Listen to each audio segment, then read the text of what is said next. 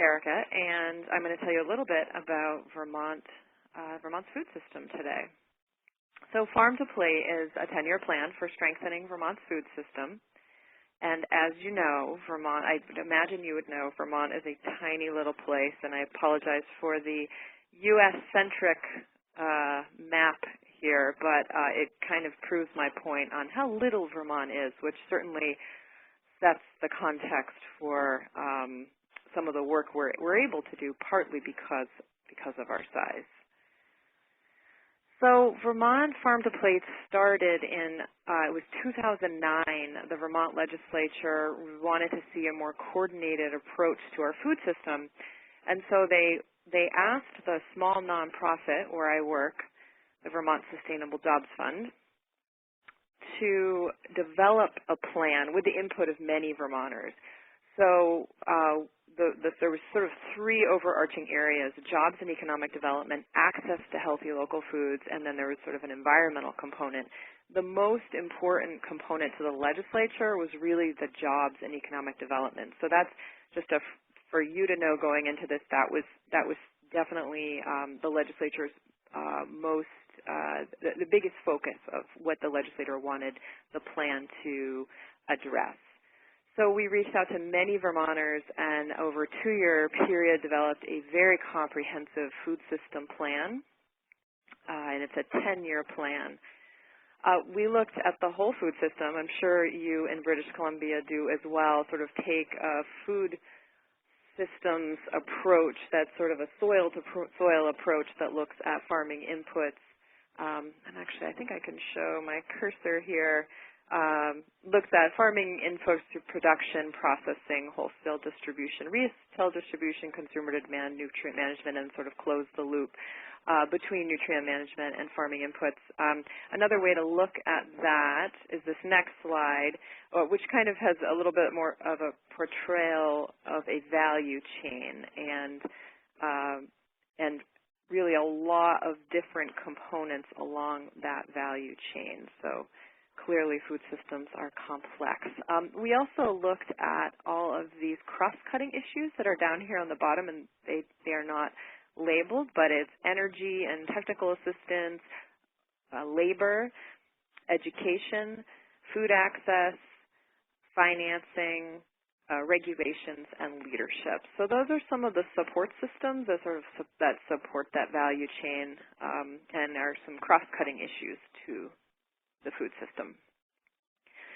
And we developed a lot of goals, 25 goals actually, and I would recommend to others that are just taking on planning processes to probably not do this many plans, this many goals.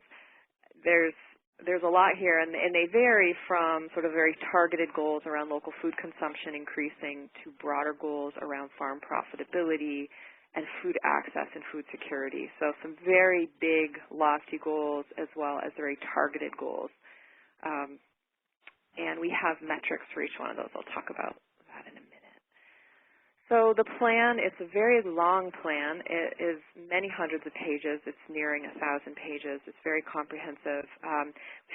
Did a lot of analysis, and we have a strong and growing food system. Employment's growing. Businesses are growing. We have some really great products that we're producing in Vermont, but we have a lot of challenges as well. And we're losing dairy farms. That's sort of the mainstay of our agricultural system in Vermont. We're still seeing farmland decreasing somewhat. It's not even decreasing at quite the rate it was, but it certainly is still a big issue. We haven't turned the curve on that indicator. Food security is still way too high. Obvious health trends are not good. Climate change is a big issue. So we have many issues to address to strengthen our food system. One of the things we were able to measure was local food purchases, and we are only, and this is just purchases, so this isn't just what we consume because it doesn't include what we grow and barter and hunt and fish, but this does include everything we were able to count, and we're only at about 6.9% of the food that we eat in Vermont is actually grown in Vermont. It's not that much. We still import 93% of the food that we eat in our state. So it really does show you that we've made progress from where we started. When the plan, when we first made this measurement, it was 2.5%, but we still have a long way to go. So we had this big plan, and in 2011 we released the plan, and we really did not want it we didn't want it to sit on a shelf. We really wanted to see something happen with this plan, to be implemented in a coordinated way. So we started to look around the country for models. We actually came up with the REAMP network from the Midwest, which is a renewable energy network. And we looked at that network and used a lot of its structure to help develop a network for Vermont. And then we came across an approach called collective impact, and we were very excited because this really spoke to us. So collective impact, it's when a group of people from different sectors commit to a common agenda for solving some kind of complex problem. In our case, fixing the food system. So there's 5 conditions. Kanya and Kramer were the first to sort of coin the term in an official way, and had a few publications about it, sort of swept through the nonprofit world, and got a lot of people very excited. It was really just a very simple framework for some of the ways people do work when there's sort of a multi-stakeholder approach. And there's 5 conditions, and we've added a 6th there on the end. It's a common agenda, which is the plan, we consider our plan and our plan goals to be the common agenda. And I'm going to go through each one of these a little bit more detail in a minute. Mutually reinforcing activities, that's what we consider the network and the heart of the work that we do together. Continuous communication, we have a website. Of course, we meet a lot, but there's certainly a steady flow of communication. A backbone support organization, so that's sort of who can hold the whole and help keep all the pieces moving.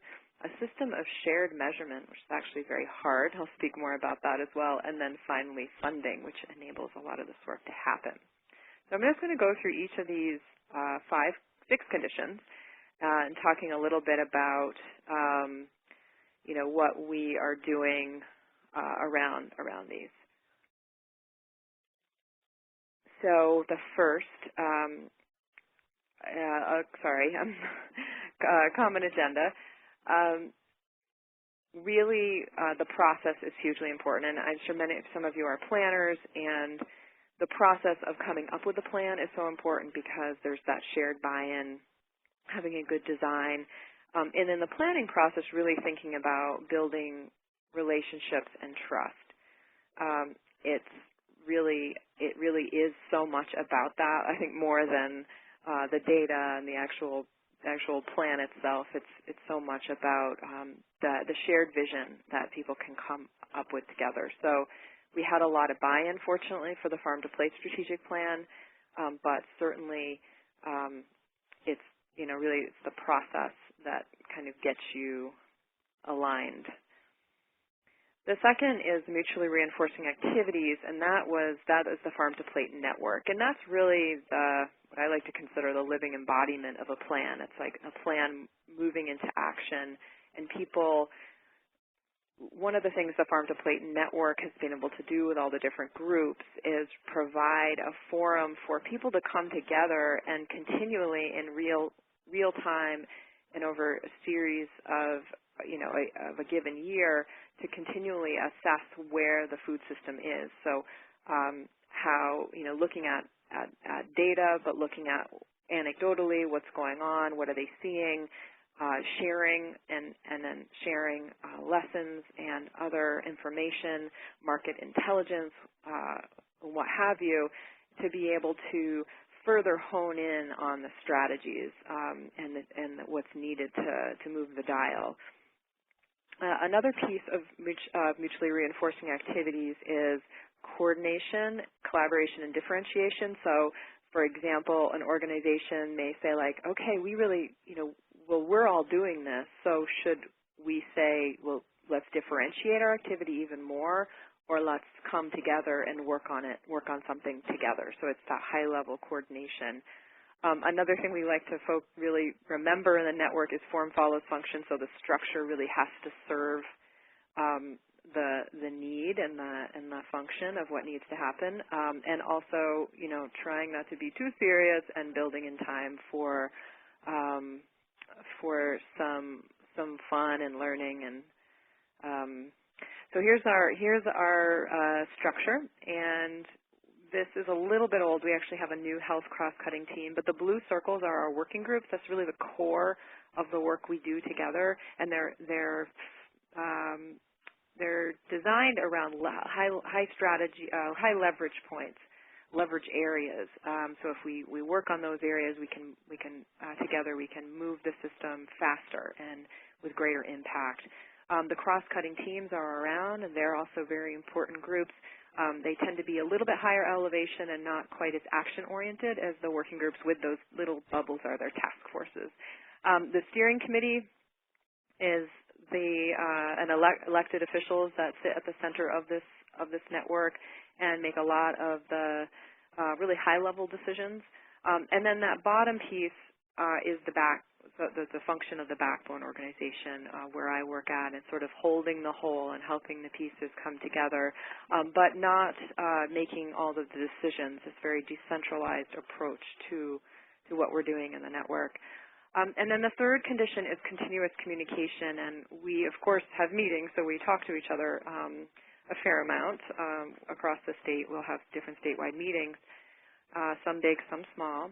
But we also have a website, and that has been really serving as a way for the groups to communicate. And there's listservs, there's documents, there's also ways to access data, access the plan data, but also how to track the progress of the plan and the indicators over time. And then different search features for people to be able to find and connect with each other in the food system. And I really can't say enough about transparency, how important that is, and relationships for building trust. So we really don't underestimate how important this feature of collective impact is. So shared metrics, we have a lot of data in the plan, and I'm going to jump to this next slide. If anybody's interested in going to this, our website is this Getting to 2020 tab on our website has many indicators, and it is a pretty neat system for tracking, and it's proving to be very helpful in the work we're doing. We're using a framework called results-based accountability, which has also been very useful because it's a simple framework that differentiates the population level indicators with the performance measures. So what actually an organization does or a network does is different than really what it's sort of separate from the population indicator. And ultimately, the work we're trying to do is to turn the curve on that population indicator to reach that result. It's been a useful framework for us. But I think whatever framework you use, it's very important to have a framework so people understand and then can learn more about and tracking that progress over time, and that you link your communication systems to your performance measure system. So as much as possible, we use the goals and the data to relay how the network is doing, but also in public communications, in any communications we try to highlight the progress made towards the goals, and just be data-driven as much as possible with our decision making.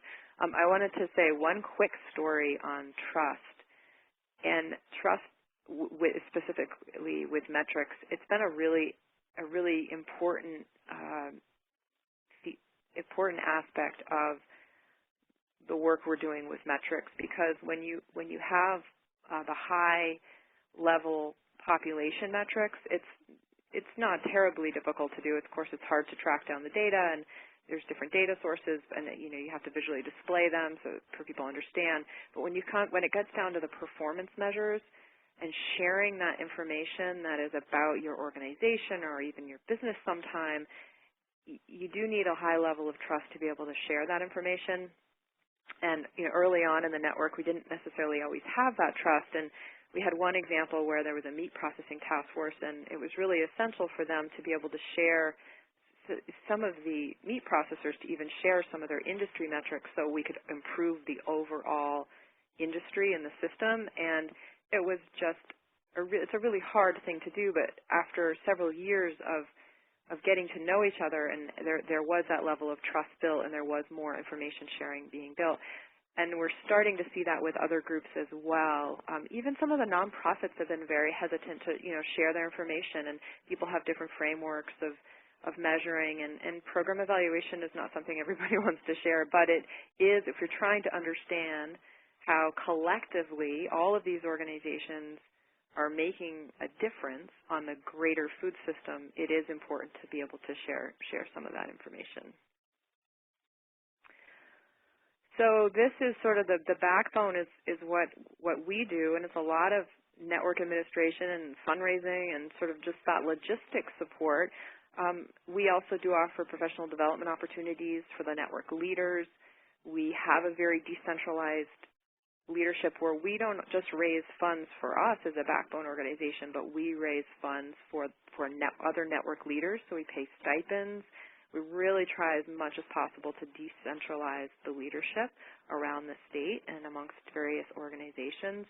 We track the metrics, and we run the website and the communication, and we really have to hold the whole, as we like to say. It's there's many moving pieces. There's farmland access all the way to health and food access, and everybody has a different role, but it's our job to help make the connections for people to help weave the issues and the relationships, and then share back and help everybody hold that vision as well. And so that sixth condition I was mentioning before is funding, and I think that you also have maybe a funding partner or a few that are involved, and it's been really important for us, for our funders to understand the work that we're doing, to make some multi-year commitments to the work. We also raise funds to grant out small grants to network groups to be able to foster new projects. And it's also really important for backbone organizations to try to expand the pie and not to compete with other organizations that are within the networks. That's just a kind of a key issue. But again, as I keep mentioning trust and relationships, I can't really stress it. The further we go along, the more we realize how important that is. So I can't really stress that enough. And I just wanted to point out a couple of things on the bottom of this slide.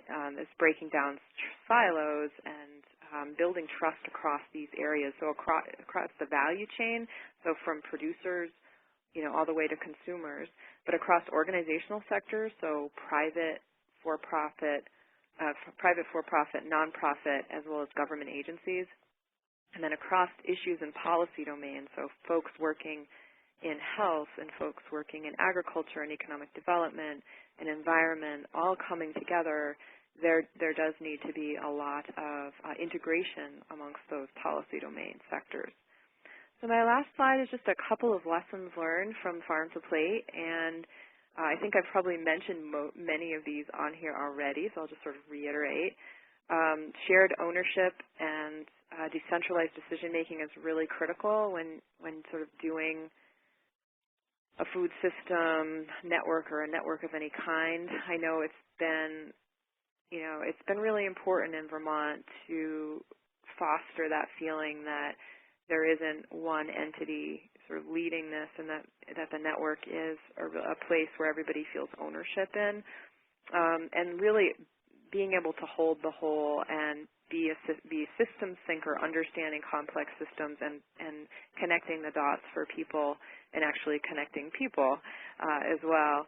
And modeling behavior, really being transparent has been really important. And I think the food system is so much about, the way we need to transform it really is a lot about transparency, and that's what's lacking in a lot of food systems and a lot of industrial food systems. So we certainly want to model what we want to create. Another thing is prototyping and design thinking. this has helped us a lot with the network, and that kind of goes along with my last point there, and practicing early wins to build deeper relationships, because you have to take, sometimes you have to go slow to go fast. You have to take baby steps, but you have to try things out. And, having projects where people are working together, some of them will fail, but that's okay because there's learning in that, right? So making sure that we're reflecting and being able to learn from what we're doing. And then those early wins, having some things be successful early is going to then build the trust for the deeper, bigger work that may need to happen later on. So that's kind of what I have right now, but I'm happy to answer any questions.